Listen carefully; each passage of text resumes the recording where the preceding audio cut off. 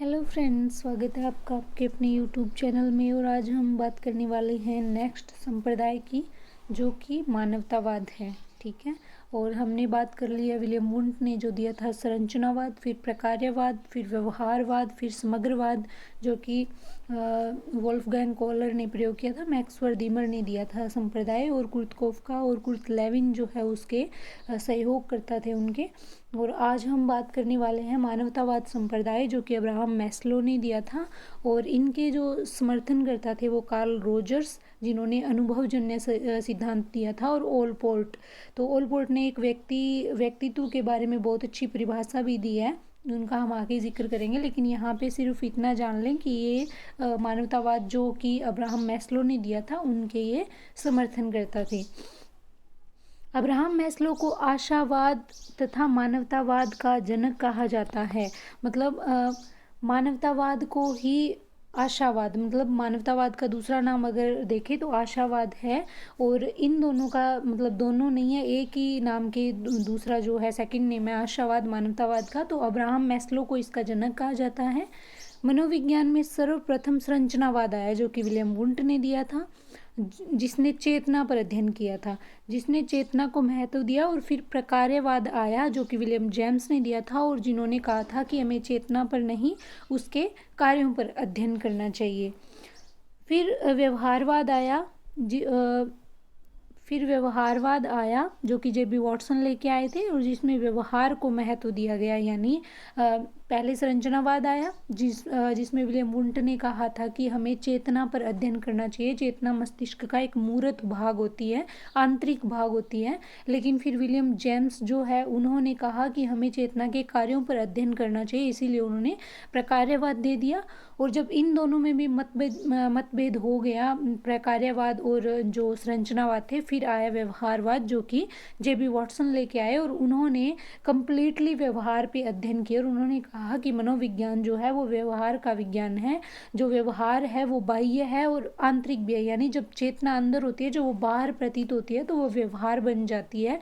तो इन्होंने उन दोनों को मिक्स करके जो है समझाया। और उसके बाद आया समग्रवाद। इसमें पूर्णता को महत्व मिला, यानी इन्होंने आंतरिक और बाहरी दोनों चीज़ों को इकट्ठा करके संपूर्ण चीज़ का अध्ययन किया। और इन्होंने कहा कि अगर बच्चे को अधिगम करवाना है तो उसके सामने सबसे पहले संपूर्ण स्थिति प्रकट करो। अगर उसे किसी चीज़ का ज्ञान करवाना है, किसी और कंसेप्ट को समझाना है, किसी सिचुएशन के बारे में जानकारी देनी है, तो सबसे पहले उसके सामने वो कंप्लीट पेश करनी चाहिए, पूर्ण रूप से उसका जो है उसको दिखाना चाहिए। और उसके बाद में जो है मानवतावाद जो कि अब्राहम मैस्लो लेके आए थे वो आया। माना कि हमें इन सभी पर ध्यान देने की बजाय, हमें सबसे ज़्यादा ध्यान, यहाँ पे बजाय लिखना था, ये बजाज लिखा गया, बजाय हमें सबसे ज़्यादा ध्यान जो है मानव की आवश्यकताओं पर देना चाहिए। ठीक है। जो मानवतावाद है ना, अब्राहम मैस्लो, इन्होंने माना कि हमें जो है विलियम वुंट ने चेतना पर बताया, विलियम जेम्स ने चेतना के कार्यों पर, फिर व्यवहारवाद में वॉटसन ने व्यवहार को बता दिया, समग्रवाद में जो थे मैक्स वर्दीमर, उन्होंने समग्रता पूर्ण रूप का जिक्र कर दिया। लेकिन अब्राहम मैस्लो ने कहा, इन्होंने इन सभी जो ये संप्रदाय थे, जो स्कूल्स थे, इनका जो है पूरी तरीके से इनको नेग्लेक्ट करते हुए, इनकी बात को नकारते हुए बोला कि जो मानव की आवश्यकताएं हैं ना, हमें उन पर ध्यान देना चाहिए। इन्होंने सभी संप्रदायों की आलोचना कर दी और केवल इतना कहा कि हमें अगर ध्यान देना ही है तो केवल और केवल मानव की आवश्यकताओं पर ध्यान देना चाहिए। इसी बात को आधार बनाकर आवश्यकता या मांग का सिद्धांत अब्राहम मैस्लो ने दिया था। अब्राहम मैस्लो का सबसे अच्छा सिद्धांत है ये, और इससे क्वेश्चन भी बहुत बनते हैं। जो मांग है उनका क्रम पूछ लिया जाता है, पहली मांग पूछ ली जाती है, लास्ट मांग पूछ ली जाती है, इस तरीके से। तो अब्राहम मैस्लो जो है इन्होंने मांग का सिद्धांत दिया, इन्होंने सभी संप्रदायों की आलोचना की, और इन्होंने कहा कि हमें मानव की आवश्यकताओं पर, उसकी जो मांगे हैं जीने के लिए, उस पर ध्यान देना चाहिए। तो इन्होंने आवश्यकताएं मांग का सिद्धांत दिया था, जिसके अंदर 5 मांगों का इन्होंने जिक्र किया कि पूरे मानव जीवन में, पूरे मनुष्य के जीवन में उसे 5 तरीके की आवश्यकताएं होती है, जिनको पूरा करने में वो संपूर्ण जीवन लगा देता है। यानी वो पूरे जीवन में इन्हीं 5 आवश्यकताओं में संघर्ष करता रहता है। और जो है ये आवश्यकताएं पूरी करते करते क्या है, उसके जीवन का अंत हो जाता है। तो सबसे पहले जो आवश्यकता है, पहली आवश्यकता हम खुद मतलब सोच सकते हैं कि हमारी पहली आवश्यकता क्या है। तो शारीरिक जो है आवश्यकताएं, जो बेसिक नीड्स होती हैं हमारी, हमें खाना चाहिए, पीने के लिए चाहिए, फिर हमारी नित्य जो क्रिया होती है वो करनी होती है, फिर हमें पहनने के लिए चाहिए, है ना। तो ये शारीरिक आवश्यकताएं हैं, जो हमारी दैनिक आवश्यकताएं हैं, हमारी बेसिक नीड्स हैं, जिनके बिना हम जीवन नहीं जी सकते।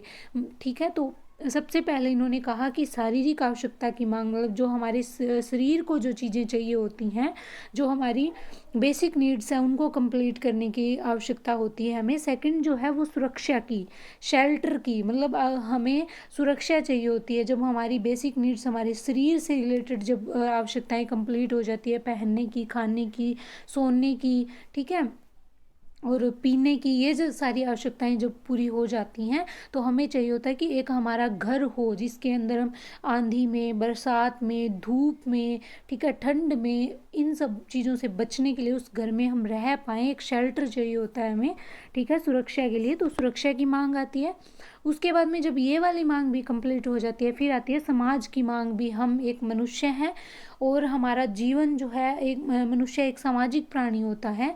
तो सुरक्षा की आवश्यकता कंप्लीट होने के बाद में मनुष्य ये सोचता है कि मेरा घर जो है वो एक समाज में हो, और समाज के अंदर मैं रहूं, और मेरा जो रहन सहन है वो समाज के अकॉर्डिंग हो, समाज मुझे स्वीकार करे। ठीक है। तो समाज की आवश्यकता होती है। उसके बाद जो है समाज में रहने की जब आवश्यकता कंप्लीट हो जाती है, फिर आती है सम्मान की आवश्यकता। वो चाहता है कि घर में, बाहर, समाज में मुझे सम्मान मिले, ठीक है, मेरी इज्जत हो, मुझे लोग जो है सम्मान की दृष्टि से देखें, और जो मेरा नाम लिया जाए वो एक सम्मान की दृष्टि से लिया जाए। तो मनुष्य जो है इसके लिए फिर संघर्ष करता है, इस आवश्यकता के लिए। और पांचवी और लास्ट होती है आत्म अनुभूति की आवश्यकता। जब हम हमारे वो कहते हैं ना, मोक्ष की प्राप्ति हो जाती है, जब हम इस सारे संसार को जान लेते हैं, इसकी सच्चाई, इसकी बुराइयां, इसकी अच्छाइयां सब जान लेते हैं, और जब हम ब्रह्म में लीन हो जाते हैं, तो उस टाइम हमें इन चीज़ों से फ़र्क नहीं पड़ता कि हम कहाँ हैं, हमारा कौन है। बस हमें एक ही जो है अनुभूति हो जाती है कि ये जो हमारा शरीर है ये कभी ना कभी ख़त्म होना है, ख़त्म नहीं होगी तो वो होगी आत्मा, और आत्मा कहाँ पे लीन होगी, वो परमात्मा में लीन होगी। तो इस जब चीज़ का हमें अध्ययन हो जब इस चीज़ का हमें ज्ञान हो जाता है, मतलब हम जो है ब्रह्म में लीन हो जाते हैं, आत्म अनुभूति की मांग होती है। ये भी बहुत सारे लोग चाहते हैं, लेकिन जो है संसार में केवल 1% लोग जो हैं ये वाली आवश्यकता है इस तक पहुंच पाते हैं, इसको प्राप्त कर पाते हैं। बाकी सारे के सारे जो हैं इन चारों के अंदर संघर्ष करते करते अपना जीवन जो है व्यतीत कर देते हैं। शारीरिक आवश्यकताएं जल्दी कंप्लीट हो जाती है, सुरक्षा की, समाज की, ये जल्दी कंप्लीट हो जाती है, लेकिन लास्ट जो है सम्मान की आवश्यकता, इसके लिए संघर्ष करते करते मनुष्य जो है सारा जीवन व्यतीत कर देता है। पांचवी आवश्यकता तक जो है बहुत ही महान जो लोग होते हैं, जो सच में मतलब इस चीज़ के लिए बहुत ज़्यादा जो है संघर्ष करते हैं, तपस्या करते हैं, तो वो इस आवश्यकता तक पहुंच पाते हैं, इसको प्राप्त कर पाते हैं, इसको पूरा कर पाते हैं। ये सारी मांगे आवश्यकता या मांग सिद्धांत के अंतर्गत आती हैं। पांचवी मांग आत्म अनुभूति मांग, जिसमें मनुष्य परमात्मा से अपनी आत्मा का मिलन या मोक्ष की प्राप्ति चाहता है, मतलब आत्मा का परमात्मा में विलीन करवा लेता है, खुद को इस संसार से, यहाँ के प्राणियों से, रिश्तों से, इन सब चीज़ों से ऊपर उठकर वो बहुत ही मतलब जो है परमात्मा को पा लेता है, उसका सीधा जो कनेक्शन है फिर वो परमात्मा से हो जाता है। पहली मांग शारीरिक या दैहिक मांग, शरीर को जो चाहिए होता है वे सारी मांगे आती है इसके अंदर। जैसे हमें भूख लगती है तो खाना चाहिए, प्यास लगती है तो पानी पीना होता है हमें, ठीक है। फिर अगर ठंड लगती है तो ओढ़ने के लिए चाहिए। तो इस तरीके की जो आवश्यकताएं होती है वो पहली मांग के अंतर्गत आ जाती है। फिर दूसरी मांग है, ये होती है हमारी सुरक्षा की आवश्यकता, जिसके अंदर हमें शेल्टर चाहिए होता है, एक होम, एक घर चाहिए होता है कि मैं जहाँ रहूँ वो जगह चाहिए मुझे, ठीक है, जो मुझे आंधी से, बारिश से, धूप से, सर्दी से, इन चीज़ों से बचा सके। तो ये सेकंड होती है। तीसरी जो मांग है वो है समाज की, मतलब कि मेरा घर जो है वो एक समाज में हो, मैं समाज के साथ जो है बरतना चाहता हूँ, समाज में रहना चाहता हूँ, समाज के लोगों से घुलना मिलना चाहता हूँ।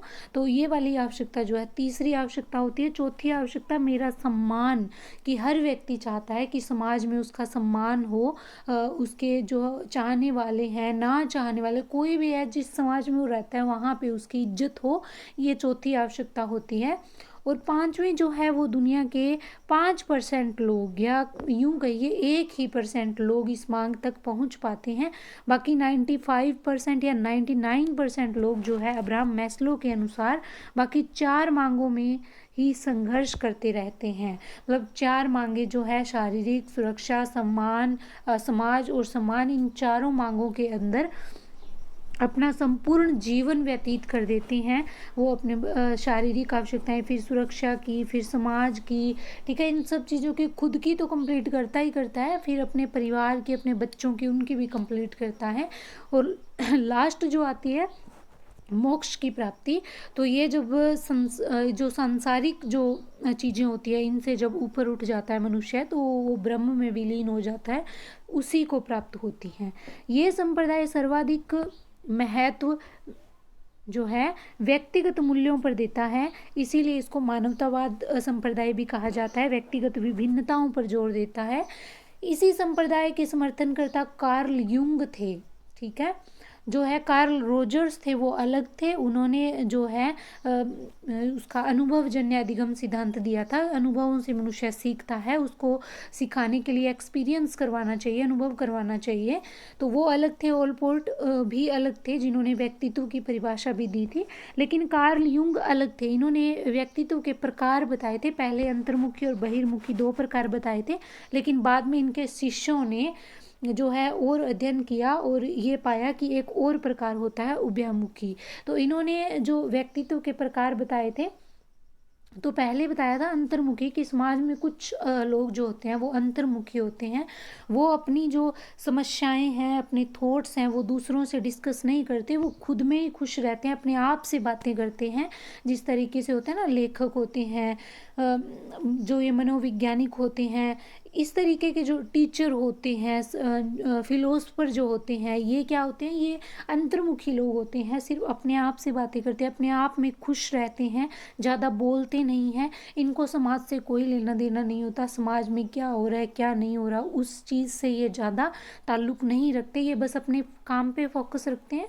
और इसी वजह से सारा दिन ये अपने आप में अपने आप से डिस्कशन करते रहते हैं, अपने आप की प्रॉब्लम किसी से शेयर नहीं करते। इसीलिए थोड़े से जो घबराहट वाले होते हैं, थोड़े से टेंशन वाले होते हैं, सिचुएशन को जल्दी से हैंडल नहीं कर पाते। फिर आते हैं दूसरी कैटेगरी के लोग, वो होते हैं बहिर्मुखी, जो सामाजिक होते हैं, समाज में रहना पसंद करते हैं, हंसी खुशी मजाक करते हैं, खूब सारा घूमते हैं अपने मित्रों के बीच में। तो इस तरीके के होते हैं, ये बहुत ही खुश मिजाज लोग होते हैं, अच्छे खाने के शौकीन होते हैं, अपनी हर बात दूसरों से शेयर करते हैं, और ये हर घड़ी जो हर सिचुएशन का आराम से मुकाबला कर लेते हैं, क्योंकि इनके पास इन बातें शेयर करने के लिए बहुत मतलब लोग होते हैं जिनसे ये अपनी बातें शेयर करते हैं, तो ये ज़्यादा टेंशन नहीं लेते। फिर जो है इन दोनों ही किस्म के लोग होते हैं। कुछ लोग ऐसे होते हैं जो टाइम आने पर दूसरों को बताते भी हैं और कुछ बातें छुपाते भी हैं, तो ये दोनों ही किस्म का मिक्स रूप होता है। तो कार्ल युंग जो है इन्होंने ये दिया था, ठीक है। कहीं कहीं जो है जुंग भी लिखा हुआ मिलता है, लेकिन युंग ही इनका असली नाम है। तो ये जो पूरा है मानवतावाद संप्रदाय, और इसका हमने आज कंप्लीट जिक्र कर लिया है। कल हम मनोविश्लेषणवाद के बारे में बात करेंगे, जो कि सिगमंड फ्राइड ने दिया था। तो मिलते हैं नेक्स्ट वीडियो में, तब तक के लिए वीडियो को शेयर करें, चैनल को सब्सक्राइब करें। Thank you.